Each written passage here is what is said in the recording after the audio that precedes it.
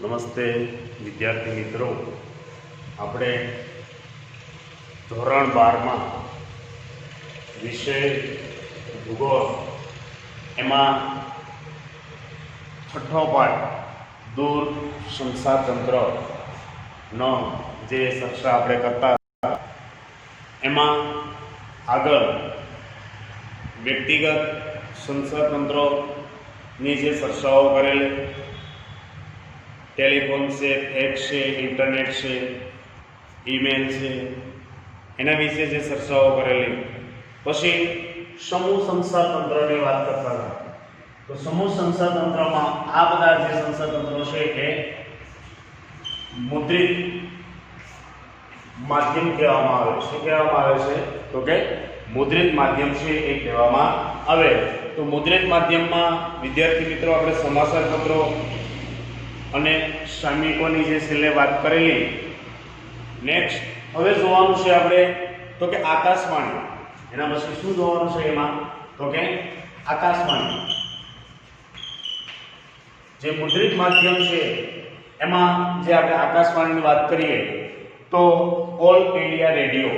આકાશવાણી એટલે કે all India radio છે એની આપણે વાત કરીએ કે ભાઈ ભારતના માહિતી અને પ્રસારણ મંત્રાલય હસ્તક, માહિતી અને પ્રસારણ મંત્રાલય હસ્તક જે ચાલતી રેડિયો પ્રસારણ એક સાર્વજનિક સેવા છે. સાર્વજનિક સેવા એટલે કે દરેક વ્યક્તિ એનો ઉપયોગ છે એ કરી શકે. સાર્વજનિક દરેક વ્યક્તિ છે એટલે એને સાર્વજનિક કહેવામાં આવે છે. તો ભારતમાં રેડિયોના પ્રથમ પ્રસારણની શરૂઆત 1923માં થઈ. ક્યારે થઈ છે? તો કે ઈસવીસન 1923માં સૌ પ્રથમ આપણે તો કે રેડિયોનું પ્રસારણ,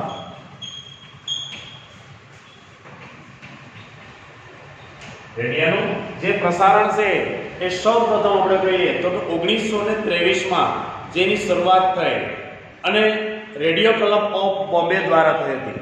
કેના દ્વારા? તો કે રેડિયો ક્લબ ઓફ બોમ્બે. સૌ પ્રથમ બોમ્બેથી એની શરૂઆત છે એ થઈ હતી અને 1930માં આ સેવાનું તો કે રાષ્ટ્રીયકરણ કરવામાં આવ્યું. 1930ની વાત કરીએ તો 1930માં જે આ સેવા છે એનું રાષ્ટ્રીયકરણ એટલે કે આખા રાષ્ટ્રમાં એની શરૂઆત છે એ થવા લાગી. એટલે જે બોમ્બે જે હતું એને બદલે હવે આખું રાષ્ટ્રીયકરણ છે એ કરી નાખવામાં આવ્યું 1930માં અને તેનું નામ ભારતીય પ્રસારણ સેવા. શું નામ આપ્યું છે એનું? ભારતીય પ્રસારણ સેવા એટલે કે ઇન્ડિયન બ્રોડકાસ્ટિંગ કોર્પોરેશન. શું નામ રાખ્યું છે એનું? ઇન્ડિયન બ્રોડકાસ્ટિંગ કોર્પોરેશન એનું રાખ્યું નામ. અને રેડિયો પ્રસારણની વ્યાપક શરૂઆત 1936થી થઈ. ક્યાંથી થઈ છે?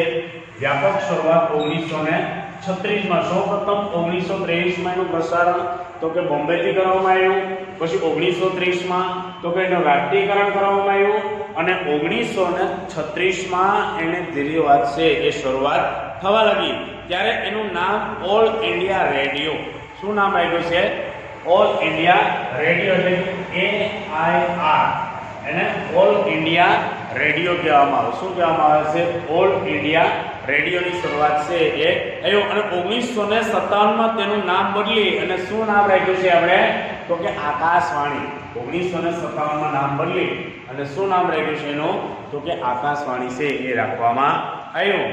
તો આકાશવાણી એના વિવિધ કેન્દ્રો દ્વારા, આકાશવાણીના જે અલગ અલગ જે કેન્દ્રો છે એના દ્વારા વિવિધ ભાષાઓમાં પોતાના કાર્યક્રમોનું પ્રસારણ છે એ કરે છે. અલગ અલગ ભાષાઓ, જે ભાષા પ્રમાણે એનું પ્રસારણ છે એ કરવામાં આવે છે.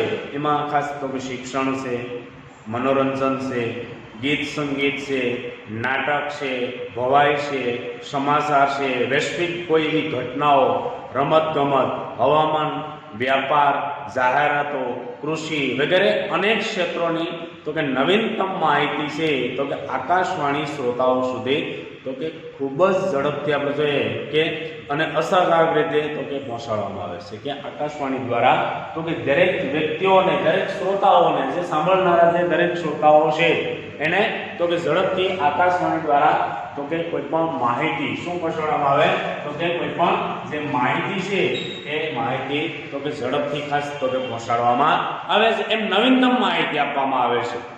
અને રેડિયોના એક હાથવગું સાધન હોવાથી પ્રવાસ દરમિયાન એનો ઉપયોગ છે એ આપણે કરી શકીએ, કારણ કે રેડિયો તો તમે ગમે ત્યાં લઈ જઈ શકો.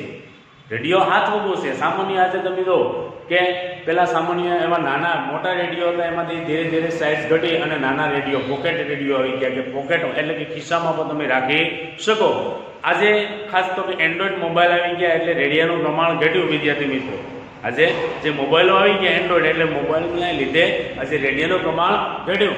પણ એ સમયે આપણે તો કે રેડિયો દ્વારા ટોટલી આપણને માહિતી છે દેશ અને દુનિયાની જે સાંપ્રત ઘટનાઓ છે એની માહિતી મળતી. એટલે રેડિયો હાથવગું ખાસ કરીને આપણે જોઈએ કે સાધન હોવાથી એને ગમે ત્યાં ઉપયોગ કરી શકો. 1997માં આકાશવાણી પ્રસાર ભારતી નામની સ્વાયત્ત સંસ્થા ભાગ બની. 1997 ત્યાંથી બન્યું.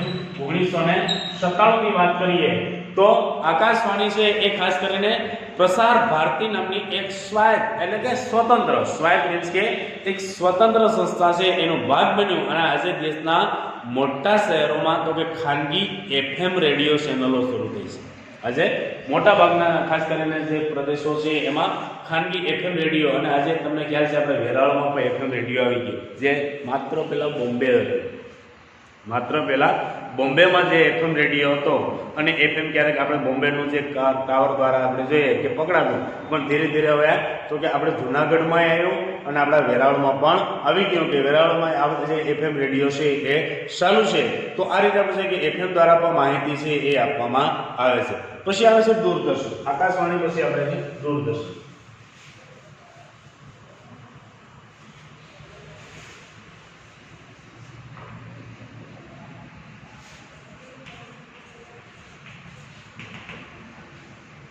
તો આ રીતે આપણે જોઈએ કે ભાઈ દૂરદર્શન છે એ દ્વિવિષય દ્રશ્ય અથવા ચિત્રનું વિદ્યુત ચુંબકીય તરંગો દ્વારા સંસરણ છે અને અભિગ્રહણ છે એ કરતી એક પ્રયુક્તિ, એટલે કે એને શું કહેવામાં આવે તો કે દૂરદર્શન. શું કહેવામાં આવે છે તો કે એને દૂરદર્શન છે એ કહેવામાં આવે છે.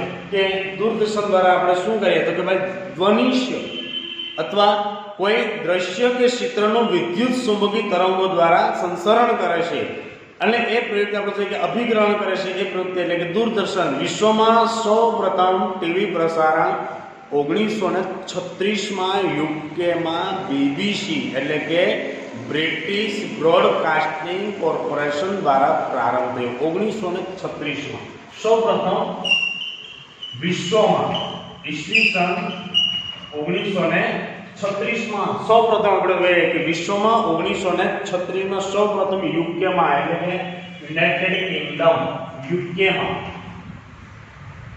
એટલે કે યુનાઇટેડ કિંગડમ એટલે કે ઇંગ્લેન્ડમાં સૌપ્રથમ તો કે ખાસ કરીને BBC ની શરૂઆત થઈ. કેવાની શરૂઆત થઈ છે?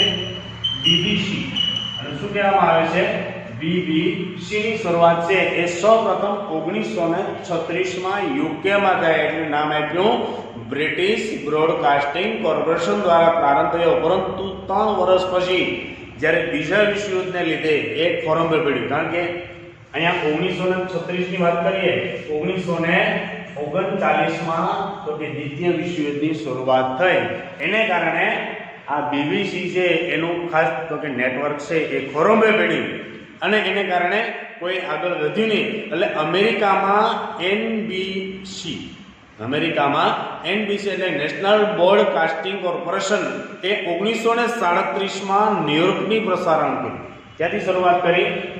અમેરિકાની વાત કરીએ, એની વાત કરીએ તો કે અમેરિકામાં તો 1937 ન્યુયોર્કમાંથી શરૂઆત કરી. ત્યાંથી શરૂઆત કરી છે તો કે ખાસ કરીને છે તો કે અહીંયા ન્યુયોર્ક છે એ ન્યુયોર્કમાંથી શરૂઆત છે એ કરવામાં આવી છે. 1937માં ક્યારે કરી તો કે અમેરિકામાં 1937માં તો કે ખાસ કરીને નેશનલ બ્રોડકાસ્ટિંગ કોર્પોરેશન 1937માં ન્યુયોર્કમાંથી પ્રસારણ શરૂ કર્યું હતું અને 1960 સુધીમાં અમેરિકામાં 90% કુટુંબને દૂરદર્શનનો ઉપલબ્ધ કરવામાં.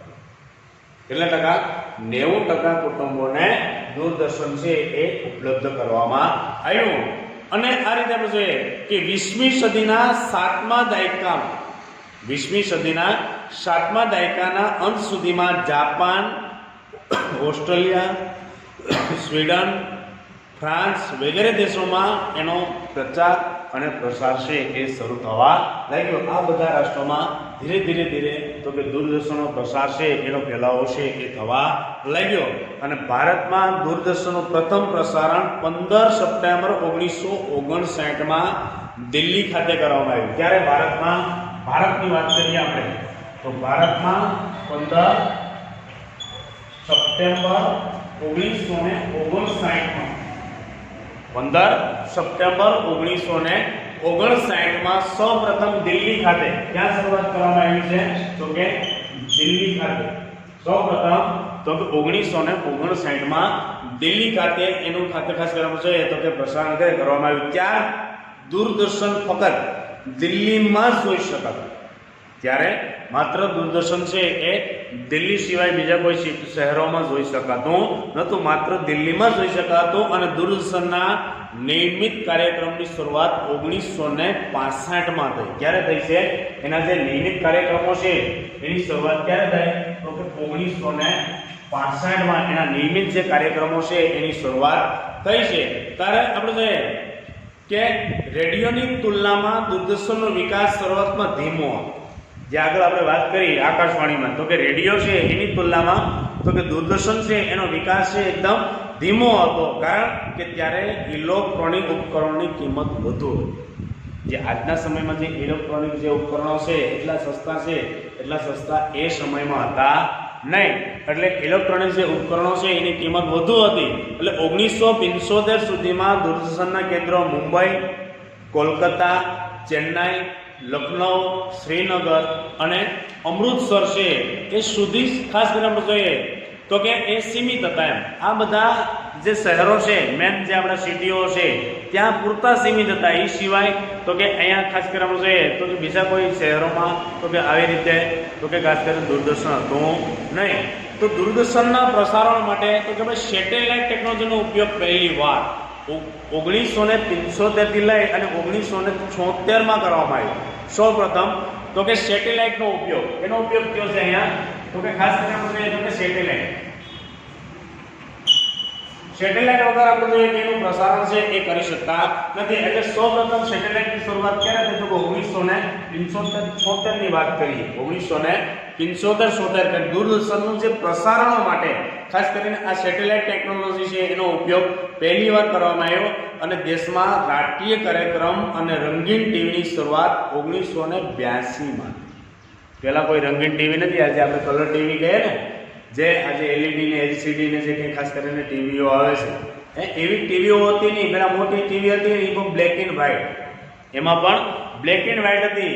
એમાં જે કંઈ તમારા ફેસ છે એ પણ કાળા ધાબા દેખાય. એમાં કોઈ નવીનતા કંઈ ખાસ કરીને કલર દેખાતો નહોતો. કારણ કે એ રીતે તો કે અહીંયા શરૂઆત તમે જો તો 1982માં થઈ. ક્યારે શરૂઆત થઈ? 1982માં. કારણ કે એ સિવાય બ્લેક એન્ડ વ્હાઇટ ટીવી હતી, કલર વગરની ટીવી હતી. આજે તમે ટીવીમાં જો તો કલરવાળી ટીવી એમાં જે ચિત્રો છે એ વ્યવસ્થિત દેખાય, ઓલામાં ચિત્રો છે એ વ્યવસ્થિત દેખાતું નહોતું. એટલે દૂરદર્શન એ ભારતનું રાષ્ટ્રીય ટેલિવિઝન પ્રસારણ છે. આવો પ્રશ્ન પૂછે કે ખાલી જગ્યા ભારતનું રાષ્ટ્રીય ટેલિવિઝન પ્રસારણ છે દૂરદર્શન, આકાશવાણી, આ બધું આવા વિકલ્પો છે એ તમને મૂકી શકે વિદ્યાર્થી મિત્રો. એટલે ખાસ ધ્યાન રાખજો, દૂરદર્શન એ ભારતનું રાષ્ટ્રીય ટેલિવિઝન પ્રસારણ છે એ કહેવામાં આવે. તે વિશ્વના તો કે ઇલેક્ટ્રોનિક માધ્યમના સૌથી મોટા પ્રાદેશિક પ્રસારણ સંગઠનોમાંનું એક છે. શું કીધું અહીંયા આપણને? તો કે વિશ્વના ઇલેક્ટ્રોનિક માધ્યમના સૌથી મોટા પ્રાદેશિક પ્રસારણ છે એ પ્રાદેશિક પ્રસારણમાંનું એક છે એ કહેવામાં આવે છે. તો આ રીતે આપણે જોઈએ કે દૂરદર્શનના બુનિયાદી કાર્યક્રમનું પ્રસારણ સેવા 3 સ્તરે કરવામાં આવે છે. દૂરદર્શનના જે બુનિયાદી જે કાર્યક્રમો છે એનું પ્રસારણ 3 સ્તરે કરવામાં આવે છે. એક સ્થાનિક સ્તરે, એક પ્રાદેશિક સ્તરે અને ત્રીજું રાષ્ટ્રીય સ્તરે. જે આજે આપણે સ્થાનિક સ્તરે પણ આપણે જે તે જિલ્લામાં કે તાલુકામાં રહેતા હોય એની માહિતી કે ગામડામાં રહેતા હોય માહિતી આપે છે. પછી એ પ્રમાણે પ્રાદેશિક સ્તર એટલે કે ભાઈ આપણું દાખલા કે ગુજરાત છે તો ગુજરાતની જે કે માહિતીઓ આપવામાં આવે. અને રાષ્ટ્રીય સ્તર એટલે કે રાષ્ટ્રની કોઈ પણ ઘટનાઓ છે એ પણ તો કે દૂરદર્શન દ્વારા આપણે ઘરે બેઠા તો કે રાષ્ટ્રીય દ્વારા પણ જાણી શકીએ. એટલે આ રીતે આપણે જોઈએ કે માહિતી, મનોરંજન અને શિક્ષણ આપતા સમૂહ માધ્યમ તરીકે તો કે દૂરદર્શન એક આધુનિક સમયનું સૌથી વધુ અને વ્યાપક, ઝડપી અને પ્રભાવક સમૂહ માધ્યમ છે. ત્યાંના દ્વારા તો કે માહિતી મળે છે, સાથે સાથે તો કે મનોરંજન શું થાય છે તો કે મનોરંજન થાય અને શિક્ષણ સાથે સાથે શું આપે છે શિક્ષણ. આજે દૂરદર્શન ઉપર ઘણી બધી ચેનલો આપણે જોઈએ કે એ સિવાય દૂરદર્શનમાં તો કે ઘણી બધી એવી માહિતીઓ શિક્ષણ વિશેની માહિતીઓ છે એ પણ આપવામાં આવે છે. એટલે પ્રજાસત્તાક દિનની ઉજવણી, ખાડી યુદ્ધ, ચૂંટણીના પરિણામો, રમતગમતના જીવંત પ્રસારણો, પછી ક્રિકેટ, એશિયાઈ અને ઓલિમ્પિક રમતો વગેરે, કુદરતી આફતો, કોઈ પૂર કે ભૂકંપ, દુષ્કાળ, કોઈ સુનામી, ચક્રાવાત વગેરે અકસ્માતો, સમાજ જીવનને સ્પર્શતી કોઈ ઘટનાઓ અંગેના પ્રતિભાવો, કોઈ અંદાજપત્રો છે, બજારોની છે કે વધઘટ, આર્થિક કૌભાંડો વગેરે. આપણે જોઈએ કે સમગ્ર વિશ્વ તો કે વિશેની રસપ્રદ જે કંઈ હકીકતો છે, અવનવી જે ઘટનાઓ છે, એ નવીનતમ શોધખોળો વગેરે તો કે ટીવી ઉપર જોઈ છે. આજે કોઈ પણ દુનિયાની ઘટનાઓ છે એ ઘટનાઓને આપણે તો કે ઘરે બેઠા આપણે નિહાળી શકીએ, જીવંત પ્રસારણ છે એ જોઈ શકીએ. એટલે દૂરદર્શનના કાર્યક્રમો દ્વારા તો કે જ્ઞાન, માહિતી અને મનોરંજન છે એ પણ મેળવી શકીએ. જ્ઞાને મેળવી શકીએ, માહિતી મેળવી શકીએ અને સાથે સાથે મનોરંજન મેળવી શકીએ. એટલે દૂરદર્શન હવે તો કે માહિતી અને મનોરંજનનું સાધન છે એ માત્ર રહ્યું નથી. એ માત્ર માહિતી અને મનોરંજનનું સાધન નથી રહ્યું, પરંતુ મોટી એવી કંપનીઓની ઉત્પાદિત ચીજવસ્તુઓની જાહેરાતનું એક અસરકારક માધ્યમ બની ગયું. કે આજે ઘણી બધી એવી મોટી મોટી કંપનીઓ છે કે એની જાહેરાતો પણ દૂરદર્શનમાં આપવામાં આવે છે. કેમાં આપવામાં આવે છે તો કે આવી જાહેરાતો છે એ પણ તો કે દૂરદર્શન છે એમાં આવી જાહેરાતો છે એ આપવામાં આવે છે. એટલે આવી ઘણી બધી માહિતીઓ છે એ આપણને તો કે દૂરદર્શન દ્વારા છે એ મળે છે. કેના દ્વારા મળે છે તો કે દૂરદર્શન દ્વારા આપણને માહિતીઓ મળે. પછી આવે છે ફિલ્મ. એના પછી આવે છે ફિલ્મની વાત કરીએ આપણે.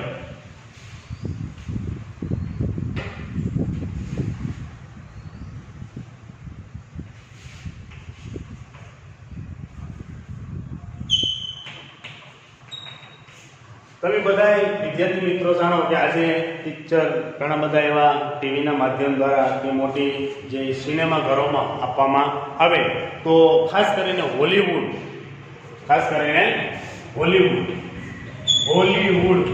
નહીં, ખાસ સમજો, હોલીવુડ એ વિશ્વની સૌથી જૂની ફિલ્મ ઇન્ડસ્ટ્રી છે. હોલીવુડ. આજે આપણે બોલીવુડ, પેલા હોલીવુડ. તો સૌપ્રથમ તો કે હોલીવુડ છે એ વિશ્વની સૌથી જૂની ઇન્ડસ્ટ્રી છે કે જે USA ના લોસ એન્જલિસમાં આવેલી છે. ક્યાં આવેલી છે? US એટલે કે અમેરિકાના લોસ એન્જલિસમાં આવેલી છે. 1884 માં હોલીવુડ ખાતે સૌપ્રથમ ચલચિત્ર રજૂ કરવામાં આવ્યા હતા. 1884 માં સૌપ્રથમ જોઈએ કે ચલચિત્ર શરૂઆત થઈ. કેવાની શરૂઆત થઈ? ચલચિત્રો છે એની શરૂઆત સૌપ્રથમ અહીંયા કરવામાં આવી હતી. તો ભારતમાં સૌપ્રથમ ફિલ્મ 1913 માં રાજા હરિશ્ચંદ્ર રજૂ થયો. આવો પ્રશ્ન પૂછો. ભારતમાં સૌપ્રથમ 1913 માં, ભારતની વાત કરીએ તો ભારતમાં 1913 માં સૌપ્રથમ જે ફિલ્મ છે એ ક્યાં થયું તો કે રાજા હરિશ્ચંદ્ર રજૂ થઈ હતી, જે દાદા સાહેબ ફાળકે દ્વારા નિર્માણ પામી હતી. દાદા સાહેબ ફાળકે દ્વારા એનું નિર્માણ છે એ પામી હતી. તો ભારતમાં નિર્માણ પામેલી પ્રથમ તબક્કાની ફિલ્મો મૂંગી અને શ્વેત શ્યામ હતી. કેવી ફિલ્મો હતી? મૂંગી ફિલ્મ. કોઈ શબ્દ બોલવાના નહીં, હાથો દ્વારા આ રીતે એને એક્શન દ્વારા આપવાનું. કોઈ ફિલ્મ છે એમાં ખાસ કરીને જોઈએ તો કે શબ્દો બોલવાના જ નહીં. મૂંગી ફિલ્મની શરૂઆત થઈ હતી અને એ પણ શ્વેત શ્યામ, કારણ કે ત્યારે કલર ટીવી છે નહોતી અને એ પ્રમાણે શ્વેત શ્યામ છે એ કહેવામાં આવે. તો ભારતમાં સૌપ્રથમ બોલતી શ્વેત શ્યામ ફિલ્મ 1931 માં આલમ આરા. સૌપ્રથમ ભારતમાં 1931 માં આલમ આરા. આવો પ્રશ્ન પૂછાય. સૌપ્રથમ શ્વેત શ્યામ ફિલ્મ 1931 માં આલમ આરા એ રજૂ થયેલી છે. આવો પ્રશ્ન પૂછાય. ખાસ વિદ્યાર્થી મિત્રો ધ્યાન રાખજો. 1931 માં આલમ આરા છે એની શરૂઆત થઈ હતી, જેનું નિર્માણ અરદેશી ઈરાની દ્વારા થયું હતું. કેના દ્વારા? અરદેશી ઈરાની દ્વારા થયું હતું, જે ખૂબ જ લોકપ્રિય ફિલ્મ બની. ખૂબ જ લોકપ્રિય ફિલ્મ બની. તો 1950ના દશકામાં શ્વેત શ્યામ ફિલ્મને બદલે તો કે રંગીન ફિલ્મો રજૂ થવા લાગી. 1950 પછી તો કે રંગીન ફિલ્મોની શરૂઆત આવી. જે શ્વેત શ્યામ હતો એને બદલે હવે તો કે રંગીન ફિલ્મો છે એની શરૂઆત છે એ થવા લાગી. એટલે હિન્દી ફિલ્મોમાં તો કે બોલીવુડ નામથી ઓળખાય. હિન્દી ફિલ્મોની શરૂઆત કેવાની થઈ છે તો કે બોલીવુડ. ક્યાંની શરૂઆત થઈ છે તો કે બોલીવુડ. આ જે બોલીવુડ હતું હવે શું આવ્યું તો કે બોલીવુડ આવ્યું. શું આવ્યું છે તો કે સૌપ્રથમ તો કે બોલીવુડ છે. હિન્દી ફિલ્મો બોલીવુડ નામથી ઓળખાય અને ભારતમાં હિન્દી ફિલ્મ ઉદ્યોગનું મુખ્ય કેન્દ્ર કયું છે તો કે મુંબઈ. કયું છે તો કે મુંબઈ. ખાસ ધ્યાન રાખજો. સૌપ્રથમ જે શરૂઆત તો કે જે હિન્દી ફિલ્મોનું મુખ્ય મથક કયું છે આપણું ભારતનું તો કે મુંબઈ છે. અને ઉપરાંત અન્ય જે કેન્દ્રો છે એમાં કોલકાતા છે, બેંગ્લોર છે, હૈદરાબાદ છે, ચેન્નાઈ વગેરે આવે. સૌપ્રથમ તો કે મુંબઈ. એટલે આજે મેજોરિટી જે ફિલ્મ ઇન્ડસ્ટ્રી છે એ આખી ક્યાં આવેલી છે તો કે મુંબઈમાં. ક્યાં આવેલી છે તો કે મુંબઈમાં. તો ફિલ્મોમાં આપણે ખાસ સમજીએ કે ભાઈ ફિલ્મો સમૂહ માધ્યમનું પ્રબળ સાધન છે. સમૂહમાં દરેક વ્યક્તિ છે એ ફિલ્મો જોઈ શકે એટલે પ્રબળ સાધન છે. સામાજિક, ધાર્મિક, આર્થિક, રાજકીય, સાંસ્કૃતિક વગેરે અનેક જે ક્ષેત્રોમાં તો કે એનો પ્રભાવ પડ્યો. દરેક ક્ષેત્રે આજે ફિલ્મો એવી બનાવવામાં આવે કે એના દ્વારા ઘણું બધું આપણને જાણવા મળે છે કે સામાજિક ફિલ્મો વધારે અસરકારક બને. કારણ કે સમાજ ઉપર જે ફિલ્મો બનાવે એને કારણે તો કે સમાજને વધારે અસર કરે છે. અને ફિલ્મો દ્વારા મનોરંજન ઉપરાંત તો કે નવીન ટેકનોલોજી અને ઘટનાઓની જાણકારી તથા કોઈ વૈશ્વિક જે પ્રવાહો છે એની માહિતી તો કે પ્રેક્ષકો સુધી ખૂબ જ આપણે જોઈએ તો સહજ રીતે આપણે પહોંચાડી શકીએ. કારણ કે આજે એવી ટેકનોલોજીનો ઉપયોગ કરી અને આજે ફિલ્મો છે એ બનાવવામાં આવે છે. કારણ કે આજે જે ફિલ્મો છે એમાં કોઈ વાસ્તવિક ઘટના નહીં પણ એ ટેકનોલોજીનો ઉપયોગ કરી અને એવી ફિલ્મો બનાવવામાં આવે. તો ફિલ્મોમાં જે આપણી સામાજિક વ્યવસ્થાઓ પ્રતિબિંબિત થાય છે. કારણ કે ફિલ્મો દ્વારા જ આપણી સમાજની જે વ્યવસ્થાઓ છે એને પ્રતિબિંબ. આજે ઘણા બધા એવા પિક્ચરો ફિલ્મો બનાવે તમે જો કે સમાજને કંઈક કહી જાય છે.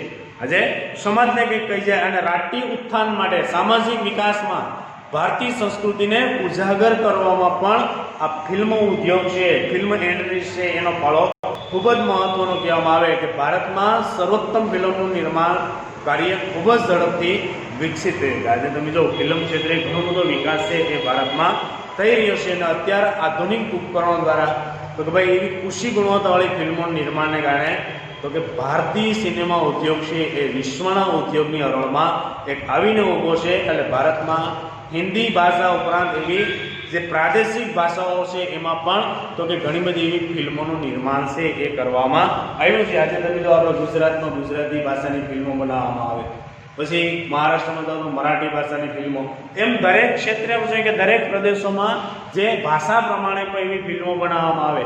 અને આજે એવી ફિલ્મો બનાવવામાં આવે છે વિદ્યાર્થી મિત્રો કે આપણને કંઈક લાગુ પડે, સમાજને કંઈક લાગુ પડે. આજે તમે જો મિશન મંગલ આપણે જે ફિલ્મ બનાવ્યું તો જે મિશન મંગલ આપણે મૂક્યું જે એમાં જે સફળતા ન મળાતો થઈ પણ આપણને એક નવો રાહ સીધ્યો. એમ આજે એવી ફિલ્મો છે કે એના દ્વારા પણ લોકો કંઈક જાણી શકે. પછી સમાજ ઉપર એવી ફિલ્મો બનાવવામાં આવે જેથી કરીને તો કે સમાજને પણ ઘણી બધી અસર છે એ કરી જાય. નેક્સ્ટ વિડીયોમાં આપણે ફરી વખત મળશું ત્યારે આગળ લઈ જઈશું. ઓકે.